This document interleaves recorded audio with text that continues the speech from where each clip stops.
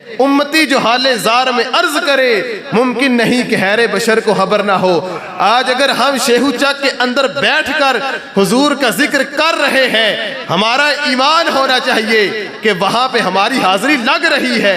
आका हमें देख रहे हैं कि मेरे गुलाम शेहू चक के अंदर बैठकर मेरा जिक्र सुन रहे हैं। क्या ही बात है आका की जात पर दुरूद व सलाम पढ़ने के कि कितने फ़वाइद इंसान को हासिल होते हैं। किताबों के अंदर लिखा है, एक बंदे ने अपने एक दोस्त से कर्जा ले लिया। अब कहा कि मुझे 3000 दिनार चाहिए, मैं 1 महीने के बाद 3000 दिनार तुम्हें वापस लौटा दूंगा। दोस्त ने कहा ठीक है, मैं तुम्हें देता हूं, तुम अपने कारोबार के अंदर इस्तेमाल करो। 1 महीने के बाद मुझे मेरे 3000 दिनार वापस लौटा देना। किस्मत ने पलटा लिया। हुआ यूं कि 1 महीना जब गुजरा तो उस दोस्त के जिसने कर्जा लिया था हालात ठीक ना रहे। दोस्त दूसरा आता है जिसने कर्जा दिया था, आके कहता है कि मैंने आपको 3000 दिनार दिए थे, 1 महीने का वक्त था, आपने वापस लौटाए नहीं। कहा कि बात तो इसी तरह ही है, अब मैं क्या करूं, मेरा कारोबार ठीक तरह से नहीं चला, मेरे पास पैसे नहीं है कि मैं तुम्हें वापस लौटा दूं। कहा कि 1 महीने की मजीद मोहलत देता हूं, अगर महीने के बाद मेरे पैसे वापस ना लौटाए तो फिर मामला जो है ये काजी की बारगाह में जाएगा, फिर मामला अदालत के अंदर चला जाएगा, फिर मामला मेरे और तेरे दरमियान नहीं रहेगा। फिर जो फैसला काजी करेगा तुम्हें फिर वो मानना पड़ेगा, कबूल करना पड़ेगा। अब जब वक्त गुजरता जाता है 1 माह गुजर जाता है, दोबारा जिसने कर्ज दिया था मकरू से पूछता है बता कि 1 महीना गुजर गया, मेरा कर्ज वापस कर दे। वो कहने लगा खुदा की कसम मेरे पास पैसे नहीं है कि मैं तुम्हें वापस लौटा दूं। अब वो बंदा उसको पकड़ता है, दोस्त है, यार है, लेकिन उसको पकड़ के काजी की बारगाह में ले जाता है। जाके काजी को कहता है कि मैंने इसको 2 माह पहले कर्जा दिया था, इसने कहा था कि 1 माह के बाद लौटा दूंगा, लेकिन 2 माह गुजर गए, मेरा कर्जा इसने वापस नहीं लौटाया। बात गौर के साथ सुनिएगा, लज्जत भी आएगी, इल्म भी आएगा और हुजूर से इश्क भी बढ़ेगा। अब काजी कहता है कि क्या तूने इस बंदे का कर्जा देना है? वो कहता है बिल्कुल, कर्जा तो मैंने देना है। काजी कहता है फिर लौटा दे। कहता है कहां से दूं, घर के अंदर खाने को कुछ नहीं, कर्जा दूं तो दूं कहां से, मेरे पास इतना माल नहीं है कि मैं इसका कर्जा लौटा दूं। अब काजी कहता है कि मैं तुम्हें 1 महीने की मोहलत देता हूं, अगर 1 महीने तक इसका कर्ज वापस कर दे तो ठीक, वरना मैं तुम्हें कैद कर दूंगा। अब जब काजी ने अपना फैसला सुनाया, जिसने कर्जा देना था रास्ते के अंदर चल रहा है, दिल बड़ा परेशान है कि 1 महीने के बाद कैद हो जानी है, असबाब भी पास नहीं है, 3000 दिनार देने हैं, छोटी सी रकम भी नहीं है, बड़ी ज्यादा रकम है, मैं कहां से दूंगा। अब जब घर जाता है तो अब परेशान है, सोचता है तो करूं तो क्या करूं।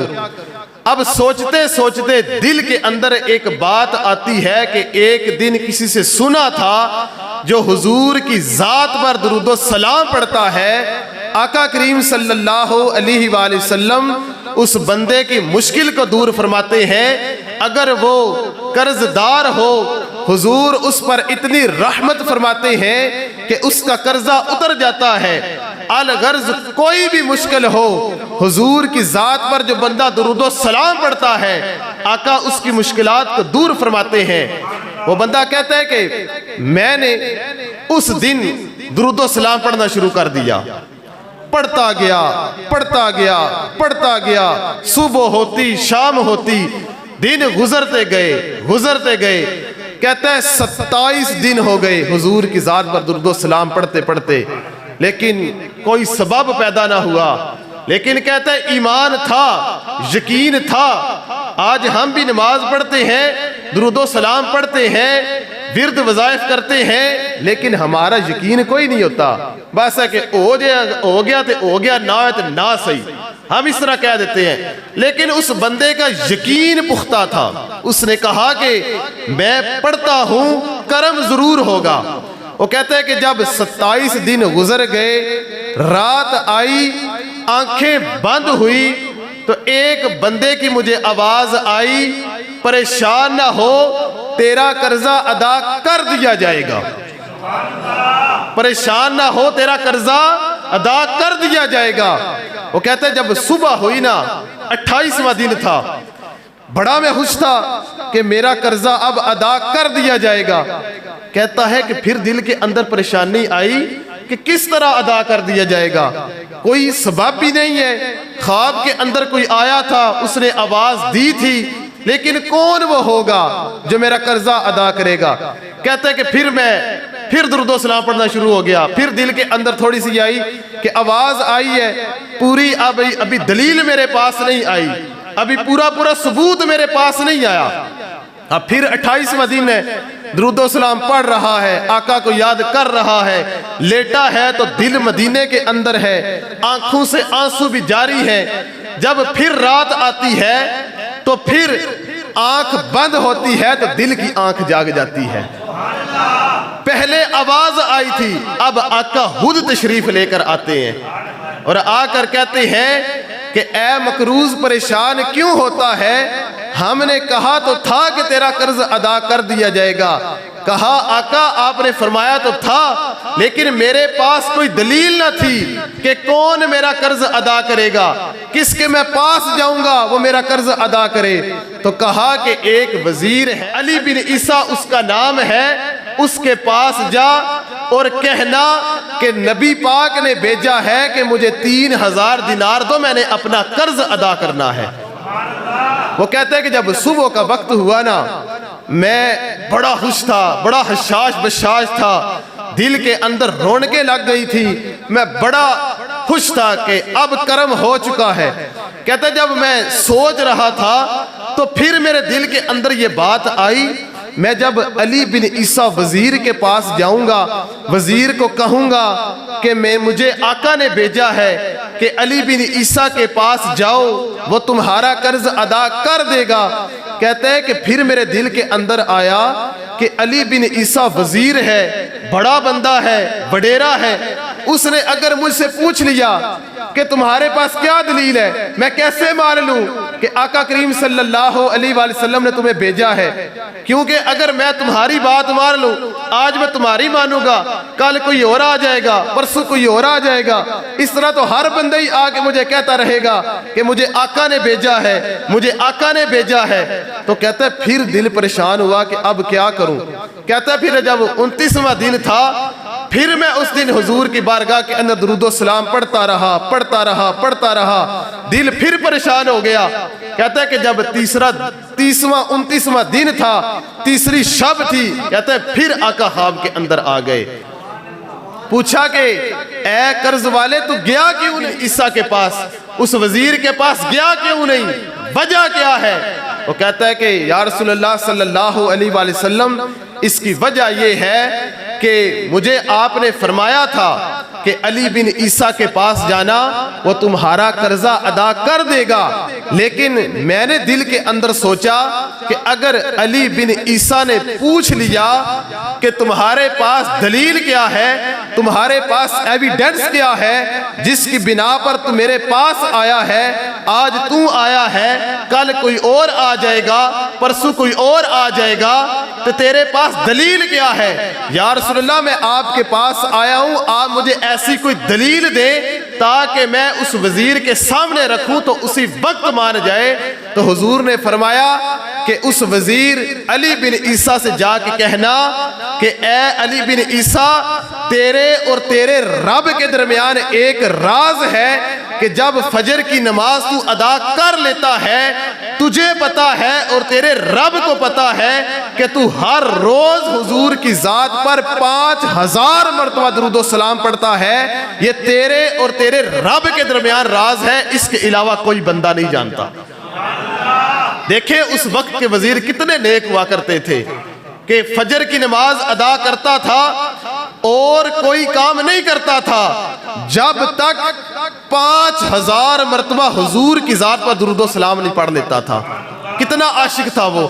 तो अब जब 30वां दिन होता है, दिल खुश होता है कि अब मैं वजीर के पास जाऊंगा, जाकर उससे कहूंगा वो मुझे 3000 दिनार भी दे देगा, मेरा काम भी बन जाएगा, मैं कर्जे से खुलासी भी पा लूंगा। अब आगे सुनिएगा, आगे वाला जो मामला है ये मजीद दिल को ठंडा करने वाला है। अब वो जब कर्जदार जो है अली बिन ईसा के पास जाता है, वो अपने दूसरे दोस्तों के पास बैठा होता है, वडेरों के पास बैठा होता है, जाके कहता है कि मैं आपके पास एक काम के लिए आया हूं, मुझे आपसे एक काम है। वो कहता है बता क्या काम है। कहता है कि मैंने नबी पाक सल्लल्लाहु अलैहि वसल्लम का पैगाम तुम्हें देना है। वो कहता है कि क्या पैगाम है हुजूर का। कहता है कि हुजूर ने इरशाद फरमाया है कि मैं कर्जदार हूं, बड़ा माड़ा हूं, बड़ा गरीब हूं, परेशान हूं, मेरा कर्ज तुम अदा कर दो, ये हुजूर ने फरमाया है।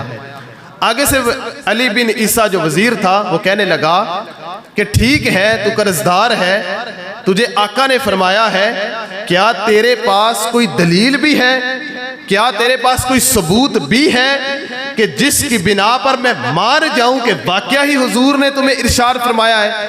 कहता है कि बिल्कुल मेरे पास सबूत है, मैं बाकायदा सबूत के साथ आया हूं, बाकायदा दलील के साथ आया हूं, बाकायदा एविडेंस के साथ आया हूं। मेरे पास सबूत ये है कि आका ने फरमाया है कि अली बिन ईसा मुझसे इतनी मोहब्बत करता है कि जब वो फजर की नमाज अदा करता है तो हुजूर की जात पर 5000 बार दुरूद और सलाम पढ़कर किसी से बात करता है।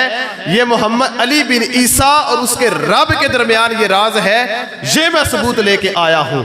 तो जब उस वजीर ने सुना ना तो फिर जुम उठा, कहने लगा कि यार मेरा दुरूद और सलाम हुजूर की बारगाह के अंदर कबूल हो गया है, मुझ नाकिस बंदे का दुरूद जो है हुजूर ने कबूल फरमा लिया है। वो कर्जदार कहता है कि मैं इतने अल्फाज जब मैंने सुने ना, वो झूमता हुआ कमरे के अंदर जाता है, जाकर 6000 दिनार लेकर आता है। देखिए ये दुनिया का मामला है कि जो बंदा हुजूर को याद करता है, दुनिया के अंदर आका उसको कितना नवाजते हैं। वो कहता है कि अपने खास कमरे के अंदर वजीर जाता है, 6000 दिनार लेकर आता है। कहता है 3000 दिनार जो है ये तेरे लिए है कि तू अपना कर्जा अदा कर ले, और 3000 दिनार इस वजह से है कि तू आका का पैगाम मुझ तक लेके आया है कि हुजूर ने मेरा दुरूद और सलाम कबूल फरमा लिया है।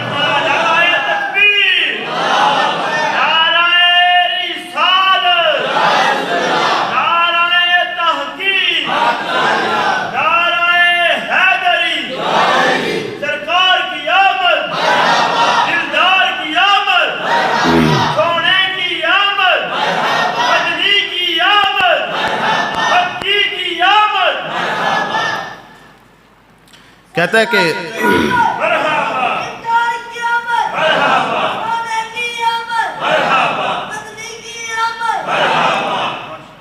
कहता है कि 6000 दिनार ले जाओ, 3000 जिसने तुम्हें कर्जा देना है उसको दे आओ जाके, 3000 दिनार जो है तुम्हारे बाल बच्चों के लिए।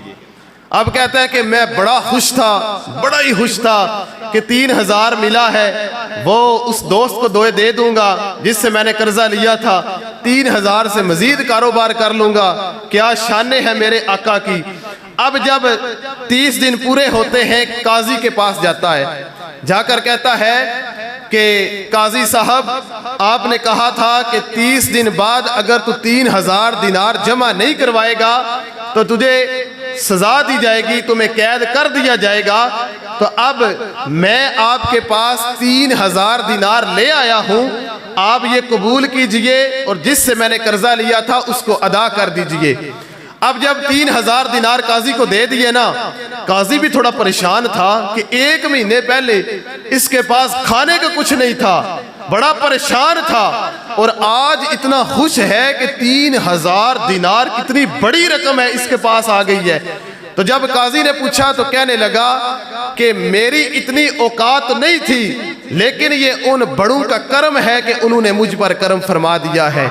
मैं तो इस काबिल नहीं था कि मुझे नवाजा जाता, लेकिन वो अपने बंदों को देख रहे होते हैं, वो अपने गुलामों को देख रहे होते हैं। उम्मती जो हाले जार में अर्ज करे, मुमकिन नहीं कि हैरे बशर को खबर ना हो।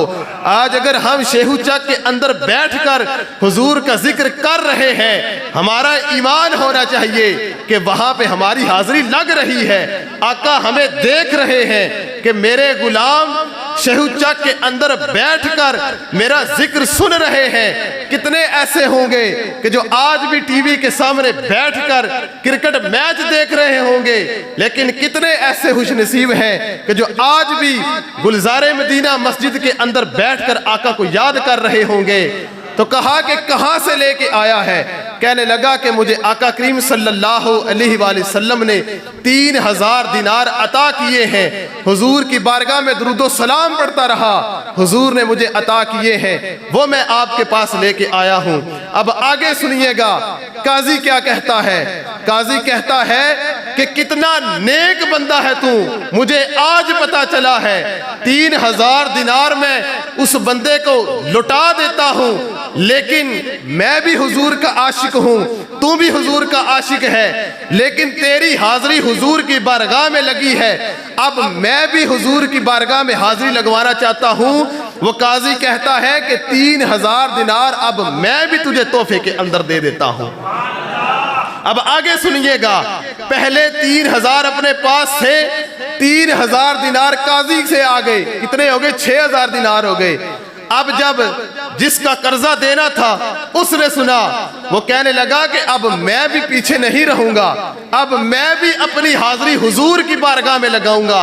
वो कहने लगा कि ए काजी साहब, कलम लेके आइए, वर्का लेके आइए, मैं आपको लिख के देता हूं कि मैंने इस कर्ज हा का कर्जा माफ कर दिया है, और जो 3000 इसने मुझे वापस लुटाया है, मैं अब इसको तोहफे के अंदर वापस दे देता हूं। खाली हाथ गया था, लेकिन 9000 दिनार अपनी जेब के अंदर लेके आया। क्यों? वजह यह थी कि उसने हुजूर को याद किया था। आज भी अगर हम उनको याद करते हैं, आज भी अगर हम उनका जिक्र करते हैं, यकीनन दुनिया के अंदर रहकर हमें बरकतें मिलेंगी, और क़यामत वाले दिन भी आका करीम सल्लल्लाहु अलैहि वसल्लम के हुसूसी अनायतें, हुसूसी बरकतें हमें मिलेंगी।